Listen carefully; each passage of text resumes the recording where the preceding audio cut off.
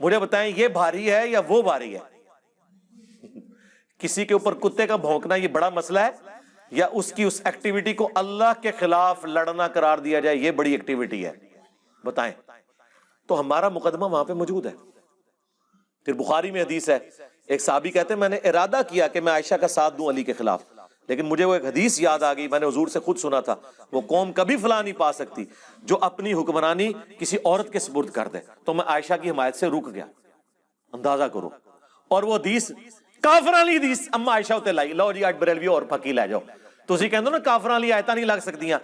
کسرا کے لوگوں نے آتش پرست ایک عورت کو اپنا حکمران بنایا، اور حضور نے فرمایا اس پہ ورڈکٹ دی کہ یہ قوم ہدایت نہیں پا سکتی، کامیاب نہیں ہو سکتی جنہوں نے عورت کے سپرد حکمرانی کر دی۔ اور اسی عورت کو پھر قادسیہ کے اندر شکست دی تھی نا، رستم پلوان اس کی طرف سے آیا تھا آرمی چیف بن کے، حضرت عمر کے دور میں سعد بن ابی وقاص نے، اس وقت وہ عورت حکمران تھی، بس آخری وقت میں وہ لے آئے تھے ایک بچے کو اٹھا کے۔ تو آپ دیکھیں یہ حدیث کافروں کے بارے میں تھی، یہ ابھی اللہ نے میرے دماغ میں ڈالا ہے، آج سے پہلے کبھی میرے دماغ میں نہیں آیا۔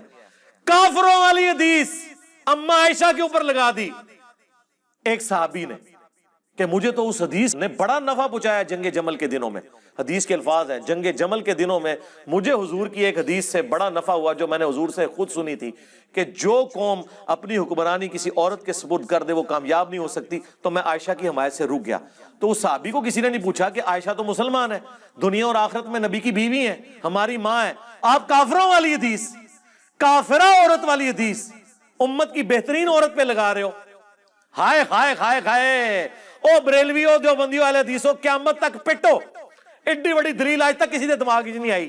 تسی کہندے سنا کافراں والیاں آیتاں لا رہے نے جناب مسلمانہ ہوتے کافراں دے بارے چ لو، ہاں ہن دفاع کرو آ کے، ناسبیاں نو بھی پھکی تے بریلویاں نو بھی پھکی، ہن دسو ہاں کافراں والیاں گلاں مسلماناں تے لگدیاں کہ نہیں؟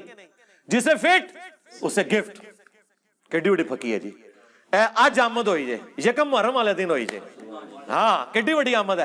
آندا کوئی کہنا جی کافر والی آیت مسلمانہ تے نہیں لا سکتے، ان کو کھول بخاری اور پمفلٹ کھول، حضرت عائشہ ہوتے او کافرہ عورت علی ایڈی حدیث سی جڑی حضور نے اس تے ورڈکٹ دیتی سی، انہوں نے فٹ کر کے تے رزلٹ کڈیا، انہوں نے کہا بھی حضور نے کہا سی عورت نو نہیں حکمران بنانا، تے عورت پاویں او ہوے تے پاویں اے ہوے۔